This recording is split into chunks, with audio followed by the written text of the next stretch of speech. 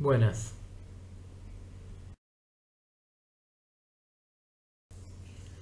En este video nos enfocaremos en los principales conceptos del texto de Walter Benjamin de 1936, la obra de arte en la época de la reproductibilidad técnica. Con este horizonte desandaremos el siguiente camino: propósito general, la reproductibilidad técnica y sus consecuencias, autenticidad y aura, destrucción del aura, efectos de la reproductibilidad técnica en los productos artísticos, la fotografía y el cine, cambios en la recepción de la obra de arte, estética y política. El texto de Benjamin es precedido por un fragmento de Paul Valéry que condensa su espíritu. En este, cito, se observa que ni la materia, ni el espacio, ni el tiempo son, desde hace 20 años, lo que han venido siendo desde siempre.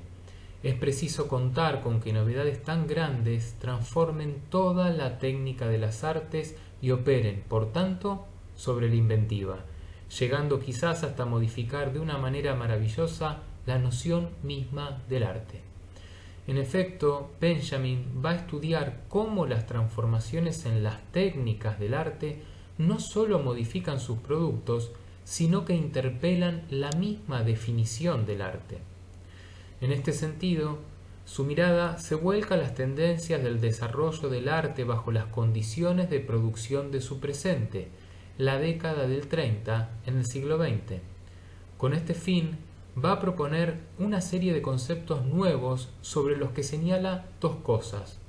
Uno, que van a dejar de lado los conceptos heredados como el de creatividad, genialidad, valor imperecedero y misterio.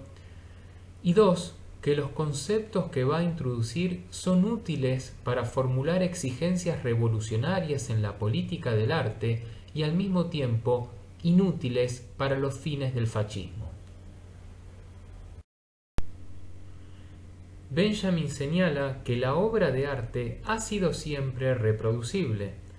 A propósito de esto, menciona el grabado en madera, el grabado en cobre, el aguafuerte, a comienzos del siglo XIX la litografía y, como uno de sus puntos cúlmine, la fotografía. En esta evolución de las técnicas que permitieron que los productos fueran llevados al mercado a escala masiva, marca un hito, el 1900. ¿Qué sucedió en ese momento? La reproducción técnica alcanzó un estándar tal que le permitió no solo ser capaz de reproducir todas las obras de arte heredadas, sino convertirse en un procedimiento artístico.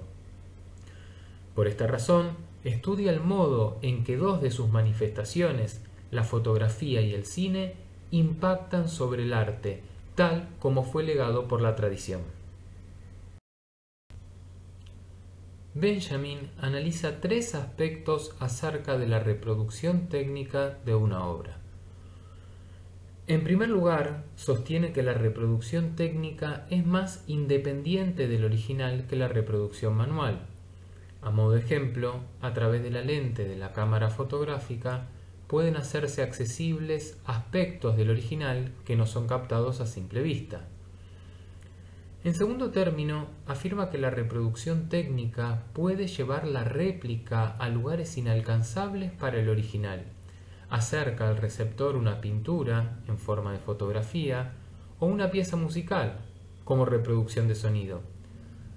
Por último, observa que hay algo de las obras que se sustrae de su reproducción, su autenticidad. ¿En qué consiste esta?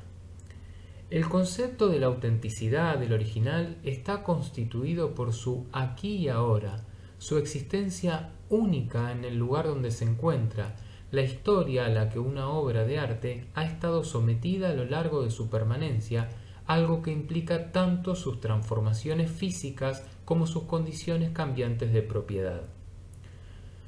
De esta manera, su aquí y ahora descansa en la idea de una tradición.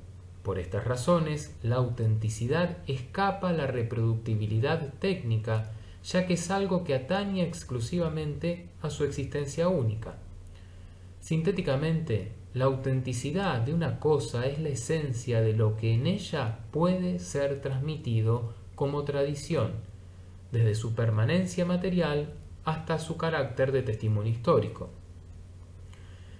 A continuación, añade que todos estos rasgos se resumen en el concepto de aura. ¿Qué es el aura? Benjamin la comprende como una conexión especial de espacio y tiempo que sintetiza como la manifestación irrepetible de una lejanía, por más cercana que pueda estar, o, en otras traducciones, como el aparecimiento único de una lejanía, por más cercana que pueda estar.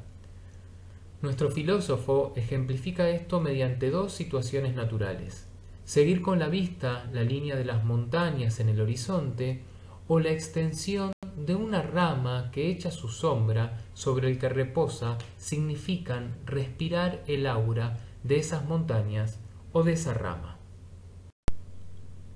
Asimismo, destaca que el carácter único y irrepetible de la obra de arte se configura a partir del conjunto de relaciones que mantiene con la tradición.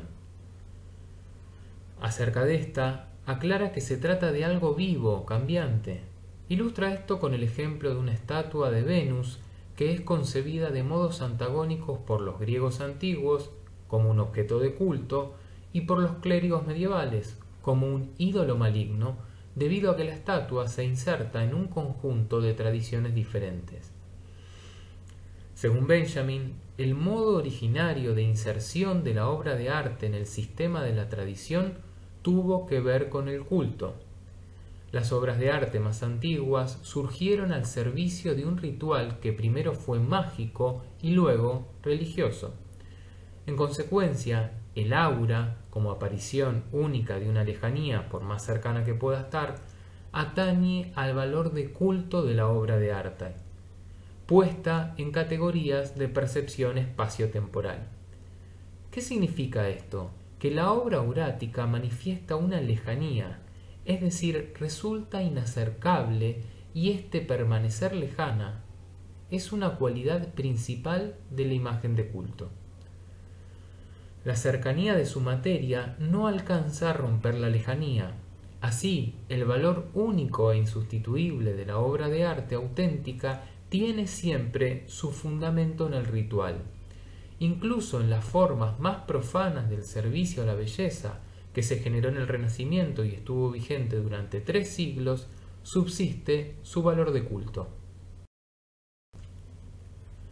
El concepto de aura es central en el ensayo de Benjamin, entre otras cosas porque conforma el rasgo distintivo de las obras de arte previas a la época de su reproductibilidad.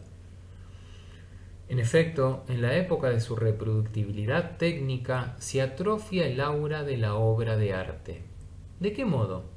La técnica de la reproducción separa lo reproducido del ámbito de la tradición.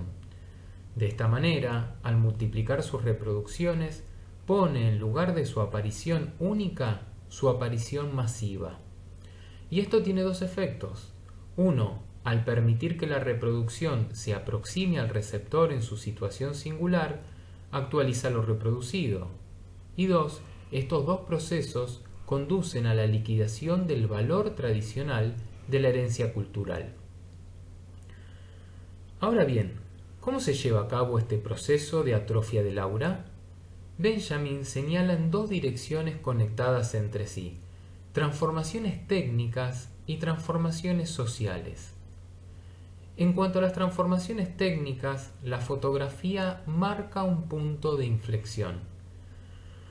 En rigor, el surgimiento de la fotografía implica el primer método de reproducción verdaderamente revolucionario, a tal punto que mueve al arte a detectar la cercanía de su crisis. ¿Por qué? Porque de forma cada vez más creciente, la obra de arte que se reproduce se compone en base a su reproductibilidad, tal como sucede en la fotografía. Justamente, de la placa fotográfica se pueden hacer numerosas impresiones, pero no tiene sentido preguntar cuál de ellas es la impresión auténtica. Por primera vez en la historia, la reproductibilidad técnica de la obra de arte libera a ésta de su existencia parasitaria dentro del ritual. Por tanto, en lugar de su fundamentación en el ritual, debe aparecer su fundamentación en otra praxis, la política. De la mano de este cambio en el modo de la reproducción, atendamos a las transformaciones sociales. Sobre esto, Benjamin señala que la percepción está condicionada no sólo de manera natural, sino también histórica. Esto quiere decir que ciertas transformaciones sociales dan lugar a la transformación de nuestra percepción. En virtud de esto, se detienen las transformaciones sociales que dan lugar a la transformación de la percepción como decadencia del aura. A propósito de esto, pone la lupa en el surgimiento de las masas.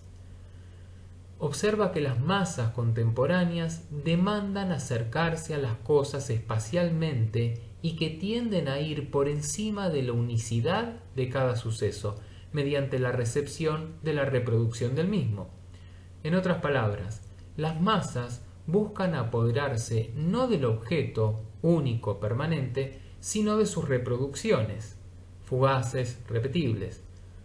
De esta manera, su percepción tiende a lo homogéneo, incluso en aquello que es único, y el aura se desmorona.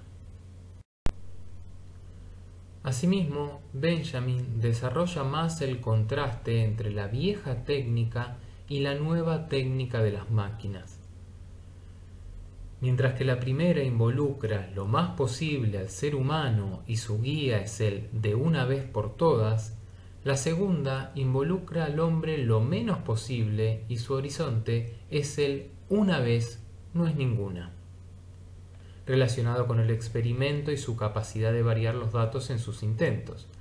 Por ello afirma que el origen de la segunda técnica hay que buscarlo allí donde, por primera vez, el ser humano empezó a tomar distancia frente a la naturaleza. Hay que buscarlo en el juego. En este sentido, observa que es muy discutible caracterizar la finalidad de la segunda técnica como el dominio sobre la naturaleza. En efecto, señala que la intención de la primera técnica sí era realmente el dominio de la naturaleza. La intención de la segunda técnica es más bien la interacción concertada entre la naturaleza y la humanidad. La función social decisiva del arte actual es la ejercitación en esta interacción concertada, algo que vale en especial para el cine. Efectivamente, el cine sirve para ejercitar al ser humano en aquellas percepciones y reacciones que están condicionadas por el trato con un sistema de aparatos cuya importancia en su vida crece día a día. Al mismo tiempo, el trato con este sistema de aparatos le enseña que la servidumbre a éste le será sustituida por la liberación mediante el mismo, cuando la constitución del humano se haya adaptado a las nuevas fuerzas productivas. Profundicemos en las consecuencias de estas transformaciones que, de acuerdo con Benjamin, brindan una clave de lectura de la historia del arte. ¿Cómo puede entenderse esta? Como una disputa entre dos polos de la obra de arte, su valor ritual y su valor de exhibición. Tal como señalamos hace un momento, la producción artística comienza con imágenes que están al servicio de la magia. Su importancia no radica en que estas obras sean vistas, sino en el hecho de que existan.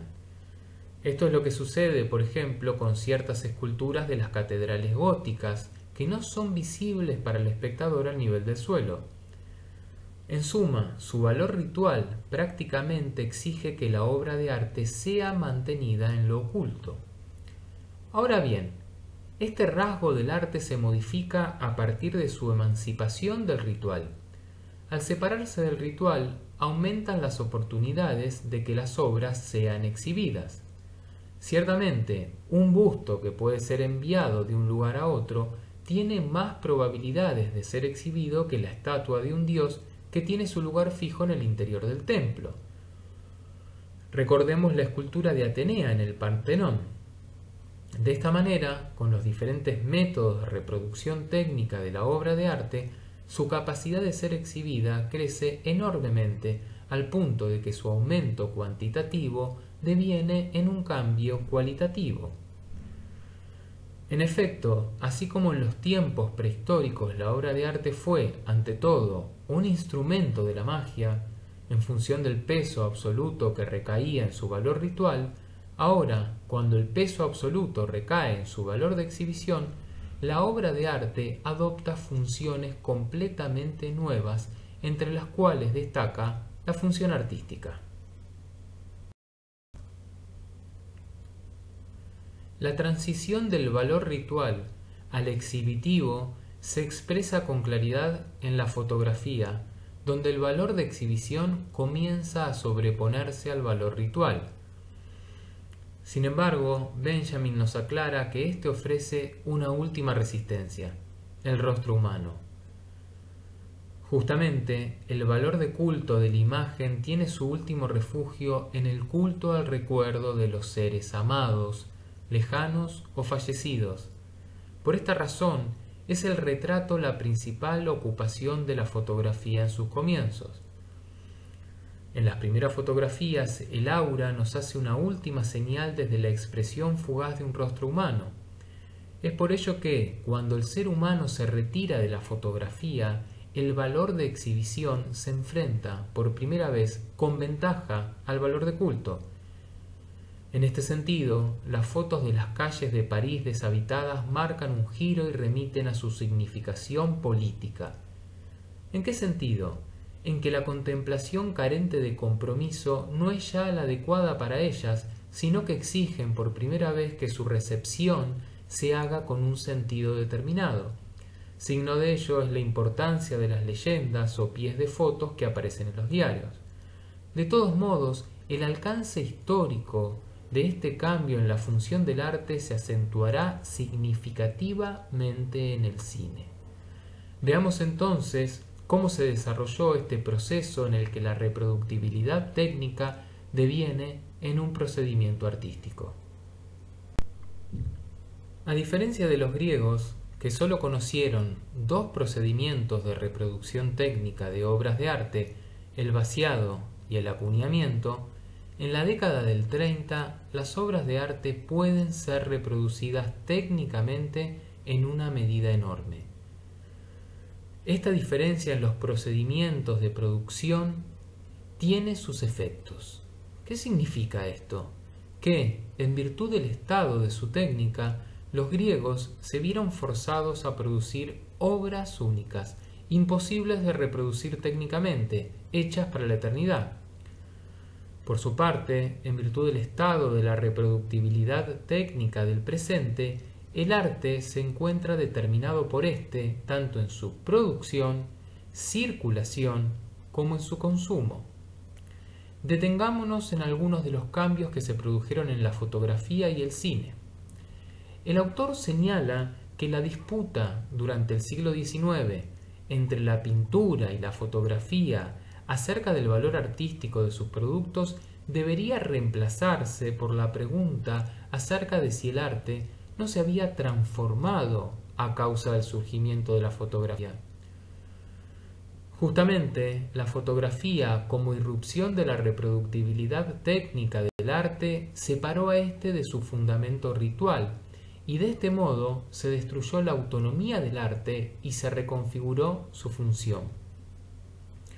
Con todo, Benjamin añade que las dificultades que la fotografía planteó a la estética tradicional resultaron un juego de niños en comparación con las que el cine plantearía.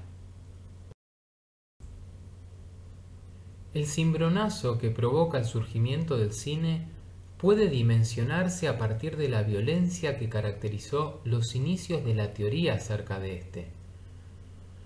En estas aproximaciones teóricas se intenta catalogar al cine como arte a través de introducir en él elementos rituales, de vincularlo con lo sacro, lo sobrenatural. Más allá de esta primera recepción, Benjamin destaca una serie de transformaciones que caracterizan a sus productos: montaje, modo de interpretación y sistema de aparatos.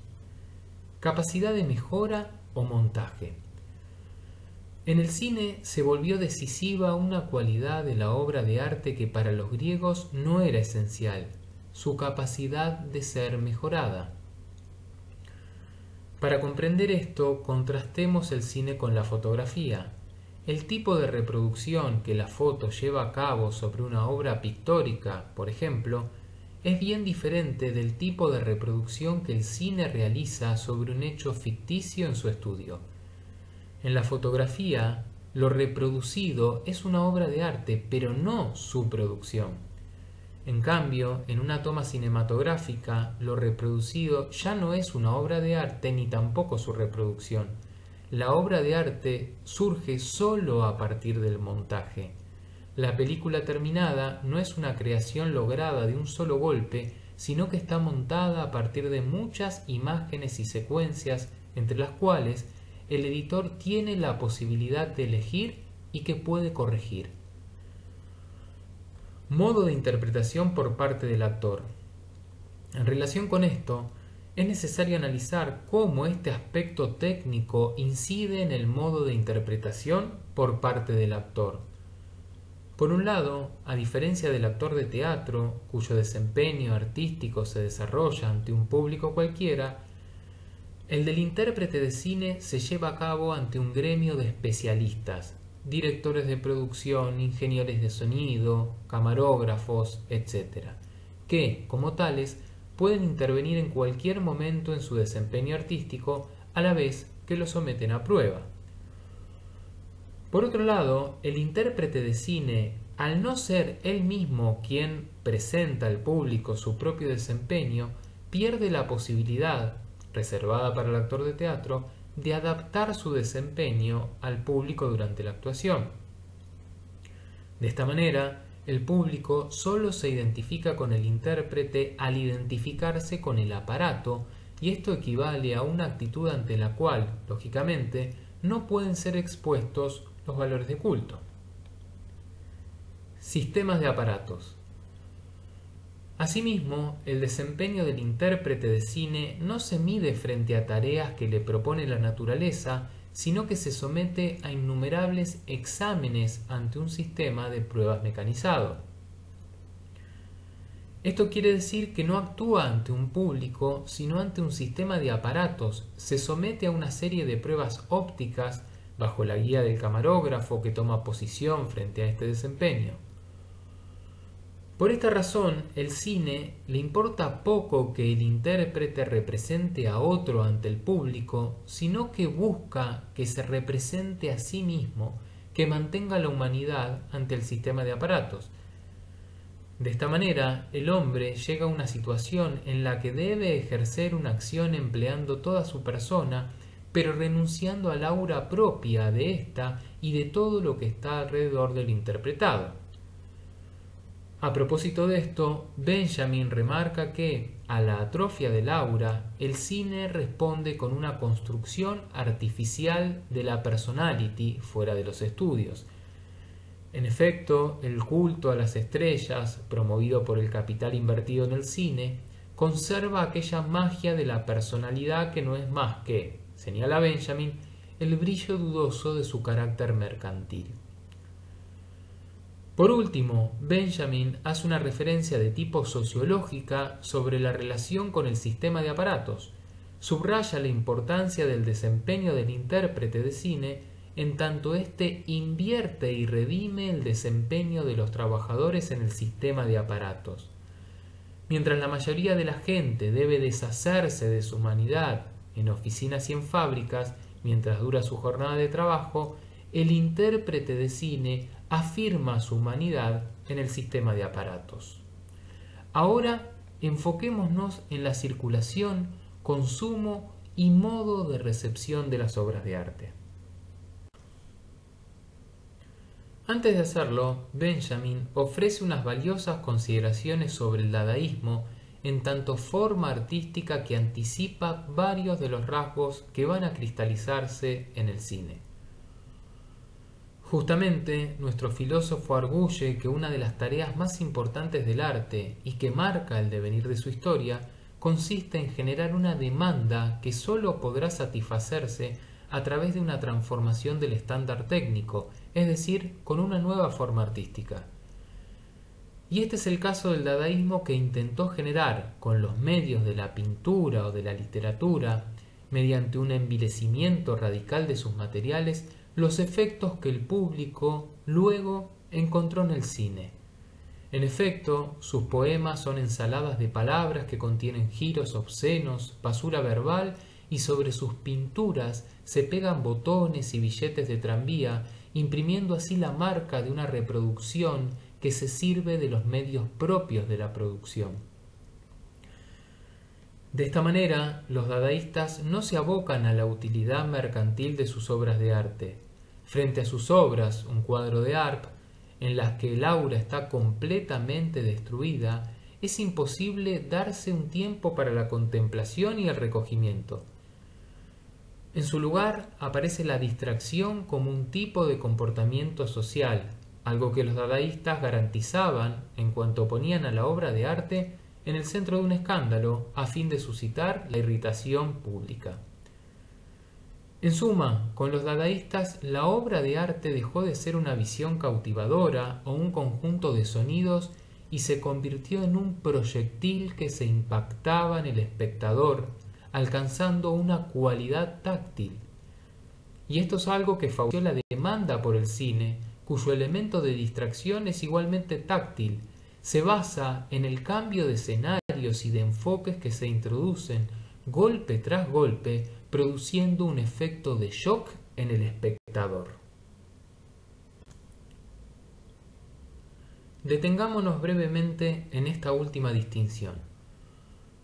Para ello es necesario retomar el papel de la masa, del público en general. ¿Por qué?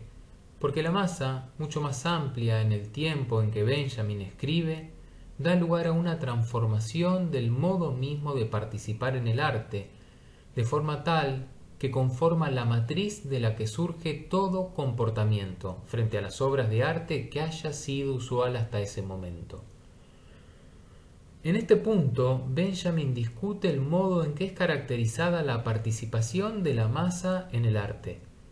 Acerca de esta domina el desprestigio basado en la idea de que las masas solo buscan en el arte diversión, entretenimiento, en contraposición a la actitud del amante del arte que se acerca a éste con recogimiento.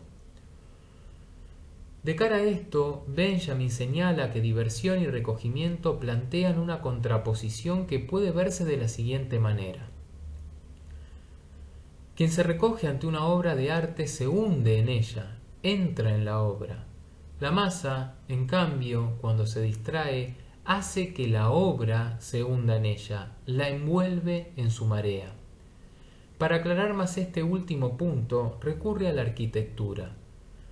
Su importancia es nuclear debido, entre otras cosas, a su vigencia en el tiempo. A diferencia de otras formas artísticas que han surgido y han perecido a lo largo de la historia, la tragedia, la épica, la pintura de cuadros, los edificios, la necesidad humana de habitación, el arte de construir es permanente. Por ello, atender a su historia es de importancia para explicar la relación de las masas con la obra de arte.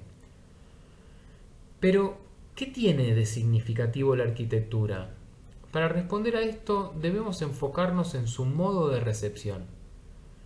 Justamente, la arquitectura conforma el prototipo de obra de arte cuya recepción tiene lugar en medio de la distracción y por parte de un colectivo. La recepción de los edificios sucede de una doble manera.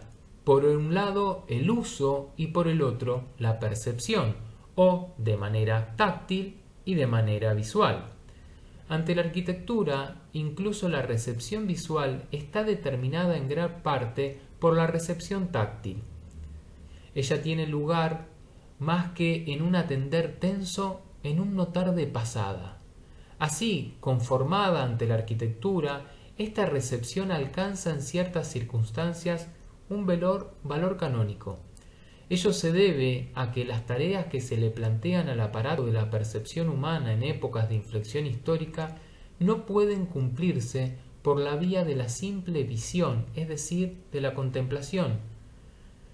Se realizan paulatinamente no por la vía de la atención, sino por el acostumbramiento, según las indicaciones de la aprehensión táctil.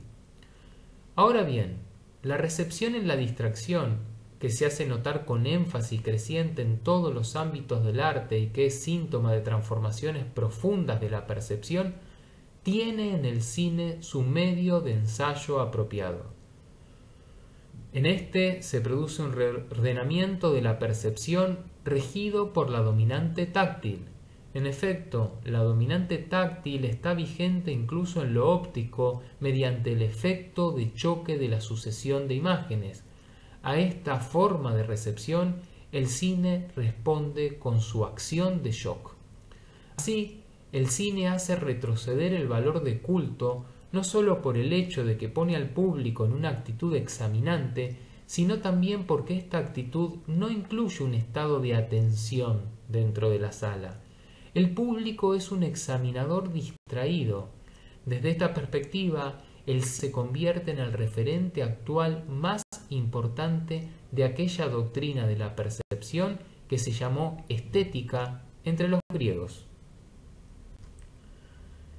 El texto cierra con unas reflexiones en las que confluye el surgimiento de las masas, su proletarización y la guerra como estetización de la vida política. Desde el punto de vista de la política, Benjamin afirma que la creciente formación de masas y su proletarización son dos fenómenos asociados. Y en este, el fascismo busca organizar las masas recientemente proletarizadas, pero sin tocar las condiciones de la propiedad, sin que las masas puedan hacer valer sus derechos. El resultado de esto deriva en un esteticismo de la vida política, y esta estetización de la vida política culmina con la guerra. Solo la guerra hace posible dar una meta a movimientos de masa de gran escala, conservando a la vez las condiciones heredadas de la propiedad. Desde el punto de vista de la técnica, también es la guerra la que hace posible movilizar todos los medios técnicos conservando a la vez las condiciones de la propiedad. De acuerdo con el autor, mientras que el orden de la propiedad impide el aprovechamiento natural de las fuerzas productivas, el crecimiento de los medios técnicos, de los ritmos, de las fuentes de energía tiende hacia un aprovechamiento antinatural. Tal es así que la guerra imperialista está determinada por la discrepancia entre los poderosos medios de producción y su aprovechamiento insuficiente en el proceso productivo, debido al desempleo y la falta de mercados de consumo. Así, en lugar de canalizar ríos, dirige la corriente humana al lecho de las trincheras, en lugar de esparcir granos desde aviones, esparce bombas sobre las ciudades. En suma, la guerra, con sus destrucciones, proporciona la prueba de que, por un lado, la sociedad no está todavía lo bastante madura para hacer de la técnica su órgano, y por el otro, que la misma técnica tampoco estaba lo suficientemente elaborada para dominar las fuerzas elementales de la sociedad. De esta manera, el fascismo espera de la guerra, tal como lo confiesa Marinetti, la satisfacción artística de la percepción sensorial modificada por la técnica, y ésta se produce de tal manera que la autoenajenación de la humanidad es de tal magnitud que le permite vivir su propia aniquilación como un goce estético de primer orden. Frente a esta estetización de la política puesta en práctica por el fascismo, el comunismo le responde con la politización del arte. Gracias.